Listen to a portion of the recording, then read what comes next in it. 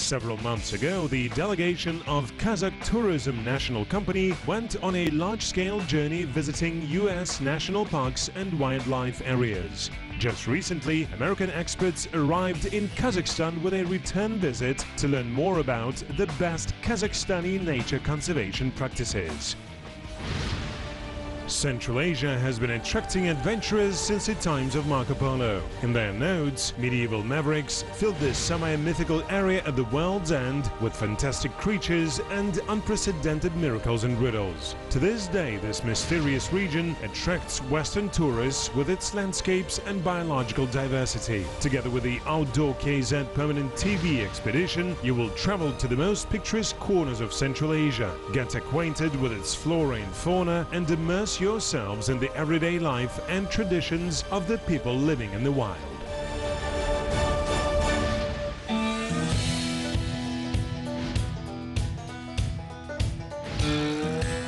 I love Kazakhstan.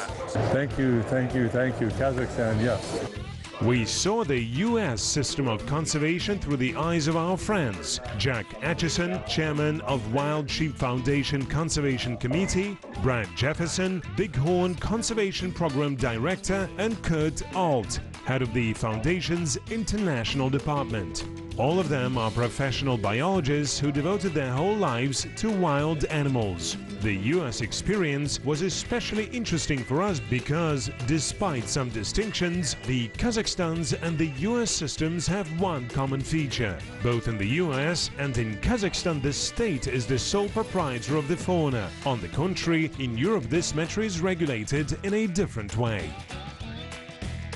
The schedule of Kurt Alt and Jack Atchison in Kazakhstan is quite packed. In the course of 10 days, they plan to hold several working meetings in Astana, as well as take part in 2 expeditions to Central and Eastern Kazakhstan.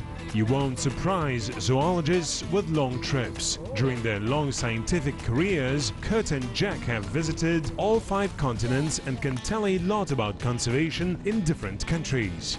Now they want to get a detailed look at the particulars of our hunting industry.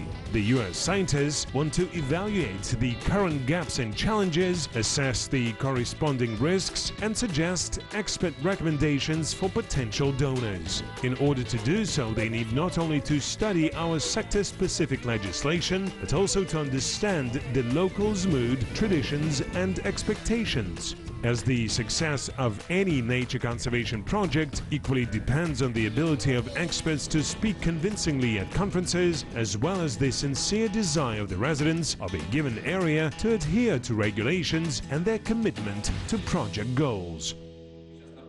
Half a year ago, when Orinbasar Shaymukhanbatov, the representative of the Kazakh Tourism National Company, was making his report about model sites at the conference in Las Vegas, Kurt and Jack thoroughly noted the information presented in their notebooks. And now they intend to check everything what Orinbasar spoke about. Whether it is true that animal populations in the 3 model sites in central and eastern Kazakhstan are in good condition. Whether the environmental and social conditions in model sites are in place to ensure successful implementation of the best practices. The recommendations on behalf of the International Union for Conservation of Nature laid the foundation for our engagement in designing the action plan within the framework of the Bonn Convention. Kurt and Jack came to Kazakhstan to discuss the project on preserving mountain-hoofed animals via promoting sustainable hunting tourism. As the name implies, hunting tourism is regulated by 2 agencies: the Tourism Industry Committee of the Ministry of Culture and Sports and the Forestry and Fauna Committee of the Ministry of Agriculture.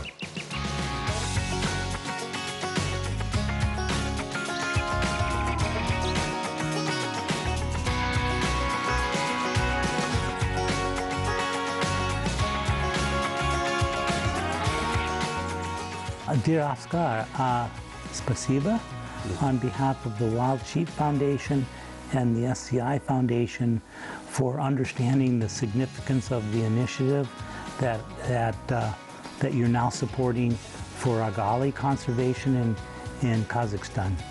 We want to thank you and your wildlife department for your support and your endorsement and your collaboration in successfully implementing this initiative. И вам тоже спасибо, Джек, и вам тоже спасибо, да, за то, что вот. Kurt and Jack, thank you very much for accepting our invitation to visit our country. Your US experience of fauna management is rather interesting for us, and we, of course, would like to adopt it to ensure preservation of Kazakhstan's fauna. We are committed to implementing your ideas here in Kazakhstan, naturally in accordance with our national legislation.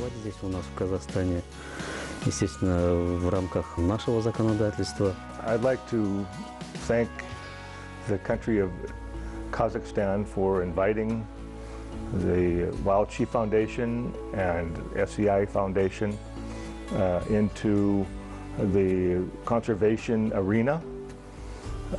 We hope to be able to help your country develop a conservation program that will help your national treasure of Argali species.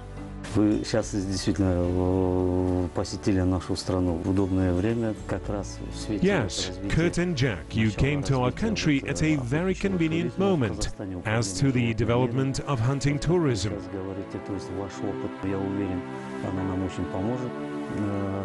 We are embarking on the next stage of reforming our fauna management system. Your experience will be quite helpful for us. We have just established a new national company, Kazakh Tourism, which will work on the new fauna management concept jointly with the Ministry of Agriculture. It goes in line with the instruction of the head of state to render more attention to the promotion of tourism, including hunting tourism. Привлечение туристов, развитие охотничьего туризма. In Astana, Stefan Miken, a zoologist from Germany, joins the expert group. Меня зовут Стефан Михель, я родом из Германии, по профессии биолог, и уже My name is Stefan Miken, and I'm from Germany.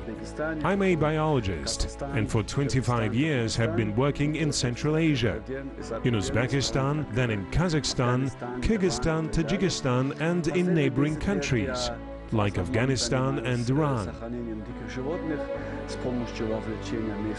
In the course of the past 10 years, I was mainly engaged in wild animals preservation by way of local communities' involvement. In my work, I focus on mountain-hoofed animals like wild goats and wild sheep. For this reason, I am a member of the Mountain-Hoofed Animals Expert Group of the International Union for Conservation of Nature, where I assist in assessing the status of these species listed in the Red Book. I was invited to contribute to the development of a new project on preserving the mountain sheep in central and eastern Kazakhstan.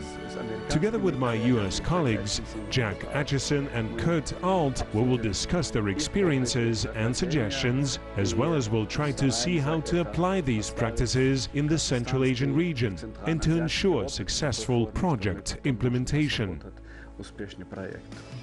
The project on preserving mountain sheep has been under discussion for a long time. In 2012, the first meeting under the Bonn Convention on Migrating Species took place in the Conservation Academy of the island of Wilm in Germany. But unfortunately, the search for money to support the project has dragged on for long 6 years.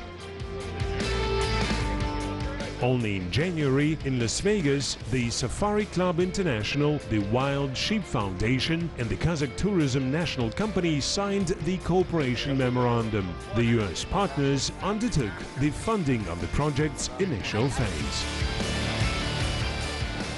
The original purpose of Safari Club International and Wild Sheep Foundation was to preserve the hunting fauna of North America, but gradually their scope expanded to a global scale. At present, they are sponsoring over 200 projects in 45 countries of the world. We need to develop that umbrella first, conservation first, what they want to do in their country, what they want to do for their people, they're passionate about it, and how to fund it is going to be through hunting. Safari Club International closely partners with the International Union for Conservation of Nature. The club's view in relation to trophy hunting is clearly stated in this special declaration. IUCN recognizes trophy hunting as a resource-efficient type of environmental management, but also requires close monitoring of the condition of the hunting animals' populations by scientists as well as local residents receiving certain benefits from the use of these resources. Hi, my name is Paul Babas, and I am president of Safari Club International. Safari Club International is a globally based organization. We are worldwide, and the mission of the Safari Club International is the protection of the freedom to hunt and the preservation of wildlife worldwide.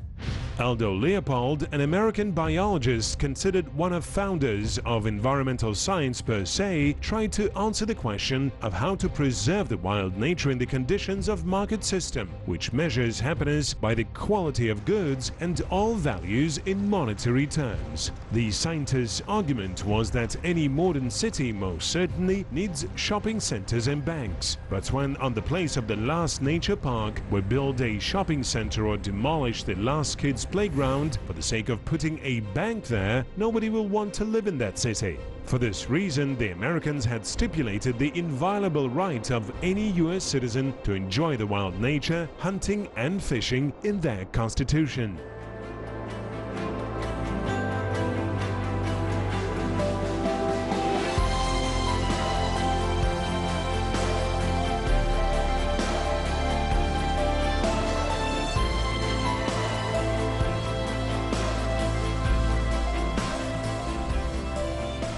Entrance to the majority of national parks and wildlife areas that the Kazakhstani delegation visited was either free or for a token fee. In the well-known Grand Canyon National Park, we paid $40 at the park's checkpoint for the ticket, allowing us to stay there for a whole week.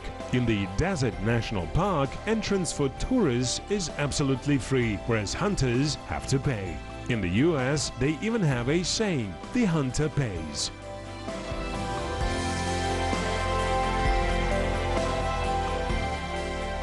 The benefit of hunting is large. In fact, when you're looking at the numbers of the economy of hunting, just in the United States alone, hunting, the industry overall, is close to almost $13 billion annually, every year, for the business of hunting.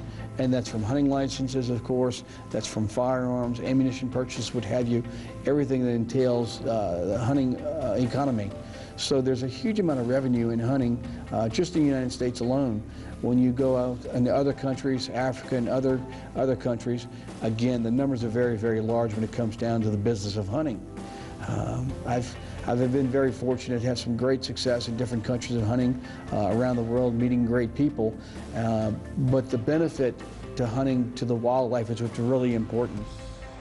Direct income from selling licenses represents only a small visible part of the hunting financial iceberg. Hunters also buy special clothes, equipment, transport, food, as well as pay for household services. According to the statistical research in 2011, US residents spent $142 billion for hunting, fishing, and animal observation. The core principles of the US model of nature conservation were laid as early as in 1937, when Kate Pittman, senator from Nevada, and Absalom Robertson, congressman from Virginia, put together a draft law obliging all arms manufacturers to pay for the needs of nature conservation in the form of 11% excise tax. In the following years, the Pittman-Robertson Act imposed excise taxation on various other types of business, this way or another associated with the use of wild animal resources. The taxes obtained under this law don't go to the national budget, but are directly transferred to the Fish and Wildlife Service of a particular state.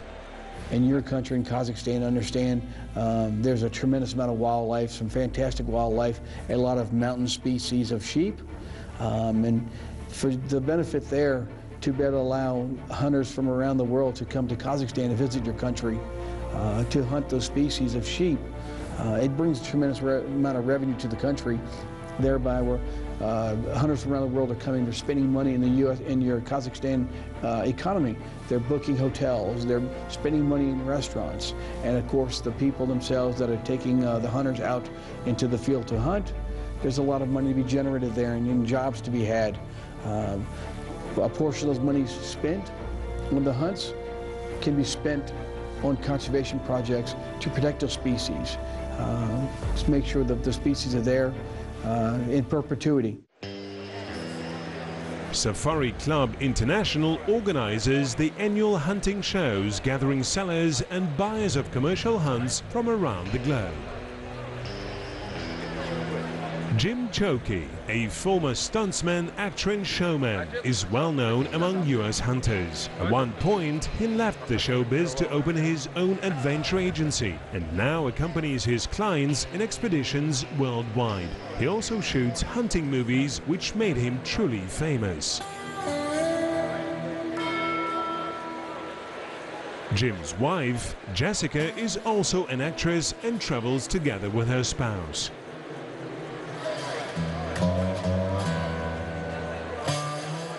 The hunters in North America and around the world have been waiting for you, Kazakhstan, to open up for us so we can go hunting there.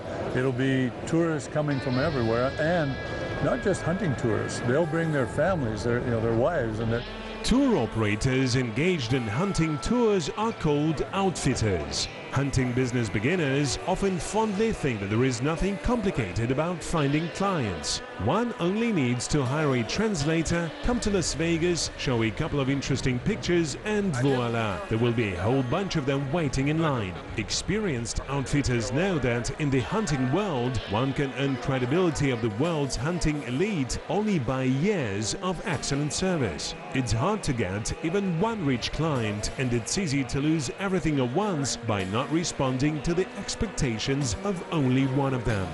We've been dealing with foreign countries for many, many years, including Kazakhstan. I've personally had the opportunity to hunt in Kazakhstan myself several years ago. I wanted to point out that one of the main factors involved in hunting is the conservation of animals and the development of management plans within the different countries, be it Kazakhstan, Kyrgyzstan, Tajikistan, Russia. It's a very important factor because the hunters contribute so much to the conservation of the wildlife. The dollars that are spent purchasing the hunts that trickle back to not only the outfitter, but the local hotels, the restaurants, into the government as well. Knowing the rules always helps doing good business, but sometimes young rebels violate the code, win and thereby change the whole setting. Alexei Agafonov can be deemed one of such hunting business revolutionaries. Old and experienced outfitters are sure that elite clients are too rare to be able to attract them via the internet. Alexei, a young IT specialist from Russia, didn't know this rule, as he wasn't a hunter at all and had no friends in elite hunting clubs. He did what he could do well, created a clear and convenient internet resource and moved the main stumbling block and burden in the hunting business world, the issue of clients' trust, onto the shoulders of hunting tourists themselves. Each hunter has to write a small review and assess the work of a given outfitter based on the 5 points 3-point scoring scale. Reviews can be both positive and negative, and they all get published. Alexei's clients really appreciated such honesty and started using the service. At present, the agency serves up to 500 hunters every year. On the one hand, a person buying a hunt does what he did before. He wants to know everything and learn every detail of the potential endeavor. He wants to be sure that he is going to a good location and that he will get a trophy. On the other hand, the outfitter needs good reviews. The issues of price and marketing in the hunting market are in the focus of Kazakhstani experts. The price of a hunt is an ephemeral thing. Estimating the price, for example, of a markhor hunt based on the price of its meat and skin gives us about $50. At the Safari Club International auctions, hunters pay for markhors much more, up to $150,000 to be exact.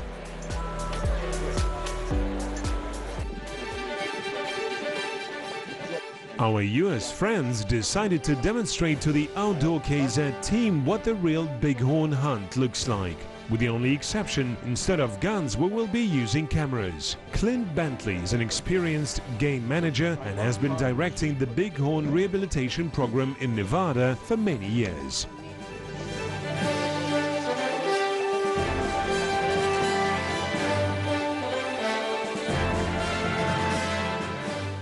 Sierra Nevada desert mountains lack watering places, and it is a serious limiting factor. Clint and his rangers built several artificial watering facilities, collecting rainwater in special tanks via special waterways. When animals drink the water, more water is fed into the mechanically driven drinking bowls. Construction of such facilities led to the formation of a whole herd of bighorns measuring several hundred heads in their vicinity.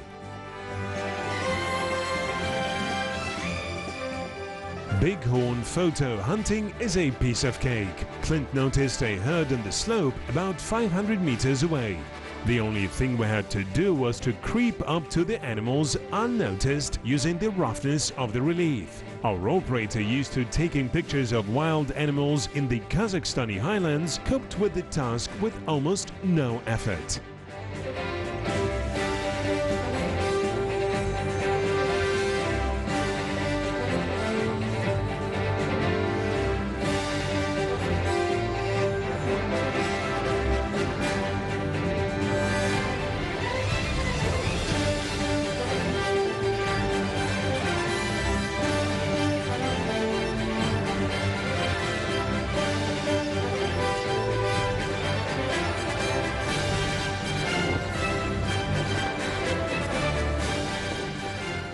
As they say, one good turn deserves another. Our US partners showed us the bighorns in the Sierra Nevada mountains, which means we need to show them our regalia. The best model sites for that are located in Karaganda region in the Tabagatai and Saur mountains.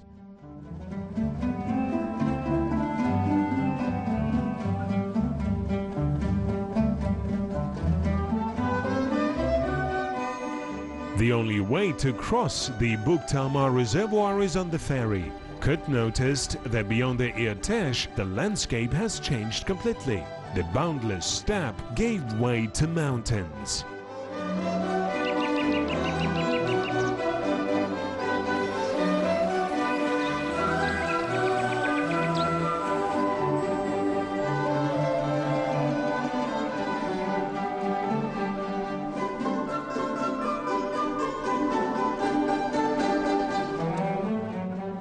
Aelita Ahmed Salim Kizi, the household head, greets us in the base camp. She has great guest ethnic-looking houses, built specifically for hunters and tourists.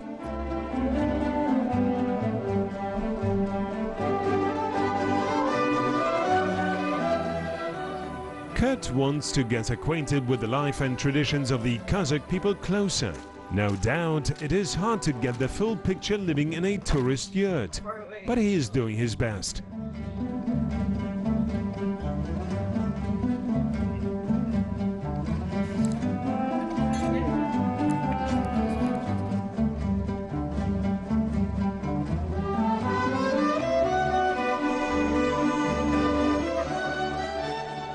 Aelita showed us her camp and wants to learn more about the hunting industry in the US. Kurt, could you tell me please, how do they calculate hunting quotas and issue hunting farm licenses in your state of Montana?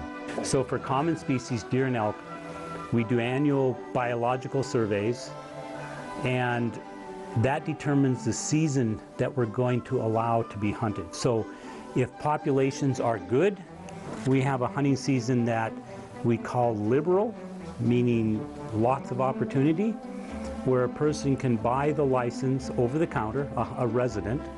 There's no limits. Anybody can buy one as a resident for common species. So they can buy a deer and elk license, and depending on where they hunt, they can either shoot a female or a male or a female. For more than 10 years, Kurt had worked in the Montana State Department of the U.S. Fish and Wildlife Service. About 180,000 wapitis live on the territory of the state, out of which about 25 to 35,000 are hunted every year. Last year, 114,000 people took part in hunting this animal. For Montana residents, the wapiti hunting license costs only $20. For non-residents, it is $900. There are about 600,000 wild-tailed deer and deer mules in Montana. 100 to 120,000 of them are procured on annual basis. The corresponding license, $14 for residents and $120 for non-residents. Prongbuck population in Montana amounts to about 170,000 heads. About 15,000 animals are procured every year, and the cost of the license is $18. About 150,000 hunters hunt for this animal every year. More than 30,000 black bears inhabit Montana, out of which about 1,500 are hunted every year. According to Kurt, whereas prior to World War II, there were only 7 on-staff wild nature biologists, at present over 20,000 specialists are working in the hunting industry and national parks. Before 2010, tourism took only the 3rd place in the state's economy. But since 2011, the tourist cluster has made it to the very top of the list.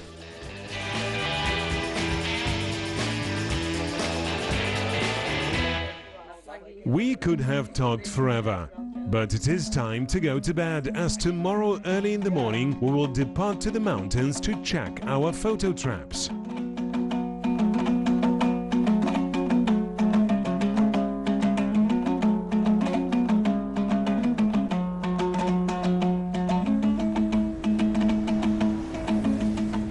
In the mountains, the weather can spoil in an instant, but the team has no time to wait for suitable conditions. The expedition schedule is tight and we need to hit the road.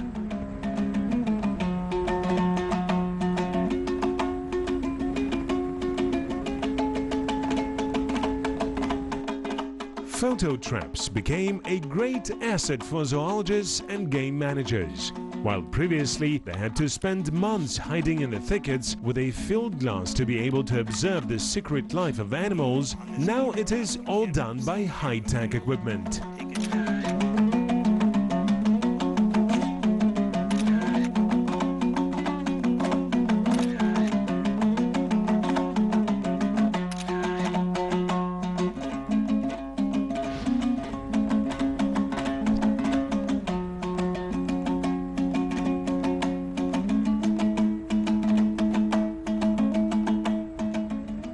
These mountain sheep were killed by wolves during winter. Of course, we are sorry for the sheep, but wolves need to eat something too. This cruelty is a mere reflection of the nature's wisdom. Wolves often kill old and unproductive males who are still strong enough to drive away young opponents but are no longer able to leave healthy posterity. The nature has been perfecting its laws of environmental equilibrium for millennia.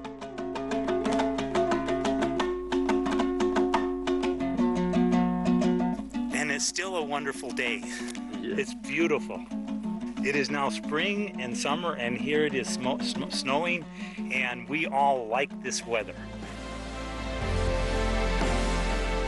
As a famous song goes, there is no bad weather for wild nature biologists. They gratefully accept snow and rain, youthfulness and old age, birth and death. They equally love both predators and their victims.